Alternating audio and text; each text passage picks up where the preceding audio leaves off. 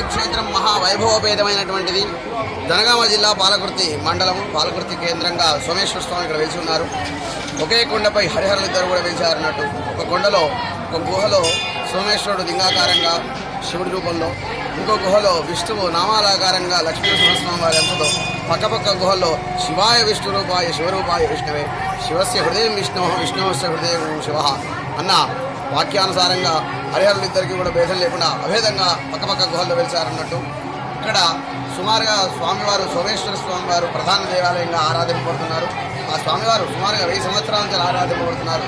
1000 సంవత్సరాలు మనం ఎట్లా చెప్పగలుగుతున్నాం అంటే, సోమనాథ మహాకవి పుట్టకముందుకు వాళ్ళ తల్లిదండ్రులు సోమేశ్వర స్వామిని ఆరాధించి వారు సంతానం పడిశారు. ఆ సంతానంకు సోమేశ్వరుడు పేరు కలిసే విధంగా సోమనాథుని పేరు పెట్టుకున్నారు. ఆయన వీరశైవ మత ప్రచారం గావించి మహాప్రసిద్ధ కవిగా మారాడు.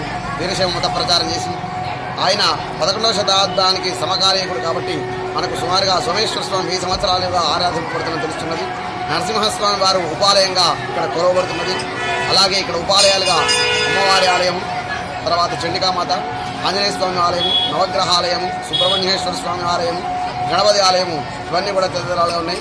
ఇక్కడ ప్రత్యేకించి ఒక విశేషం ఏంటంటే, కొంతమంది భక్తులంతా కూడా గుట్ట చుట్టూ తిరిగి ప్రదక్షిణ చేస్తున్న క్రమంలో కొంతమంది భక్తులకు స్వప్నంలో సాక్షాత్కరించి స్వామివారు తనకు దగ్గరగా ఒక ప్రదక్షిణ మార్గాన్ని ఏర్పరచుకోవాలని చెప్పేసరికి ఎంతవరకు నిజమని వచ్చి చూసేవారికి ఒకటే కొండగా ఉన్నది విడిపోయి మధ్య నుంచి ప్రదక్షిణ మార్గం ఏర్పడింది. అంటే ఎంతటి ధర్మబద్ధమైనటువంటి కోరికను సులభతరం చేసినటువంటి మహత్తరమైన కార్యాన్ని కూడా సులభతరం చేసినటువంటి వాడు సోమేశ్వరుడు. కోరిన కోరికలు తీర్చే కొంగు బంగారు దేవుడు సోమేశ్వర స్వామి వారు. ఊర్లో ఉన్నటువంటి దేవాలయాల కంటే అరణ్యంలో ఉండే దేవాలయాలు ఎక్కువ ఫలితాలు ఇస్తాయి.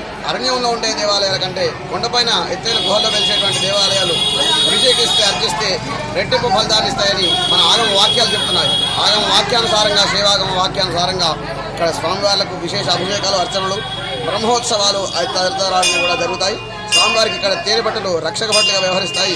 అంటుముట్టుగా హేళనాభావంగా ఎవరైనా వచ్చినట్టయితే లేచి కుట్టేటువంటి ఆవశ్యకత ఇప్పటికీ కూడా మనకు కనబడుతూ ఉంటుంది. స్వామివారికి నిత్యం ఉదయం 6 గంటల నుంచి మధ్యాహ్నం 12 గంటల వరకు అభిషేకాలు, దర్శనాలు, మధ్యాహ్నం 12 గంటల నుంచి 12:30 వరకు స్వామివారికి ఆరగింపు జరుగుతుంది.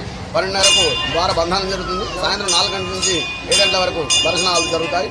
స్వామివారికి వార్షిక బ్రహ్మోత్సవాలు శివరాత్రికి జరుగుతాయి 5 రోజులు. శివరాత్రి ముందు రోజున ధ్వజారోహణతో ప్రారంభమవుతాయి. శివరాత్రి రోజు స్వామివారి యొక్క కళ్యాణం, శివరాత్రి తెల్లారి స్వామివారికి రథోత్సవం, ఆ మర్నాడు వసంతోత్సవం, పుష్పయాగము, డోలారోహణము, సదస్యం, ఆ మర్నాడు అగ్నిగుండాలతో ధ్వజావరోహణతో ఉత్సవ పరిసమాప్తి అవుతుంది. సర్వం శివమయం జగత్.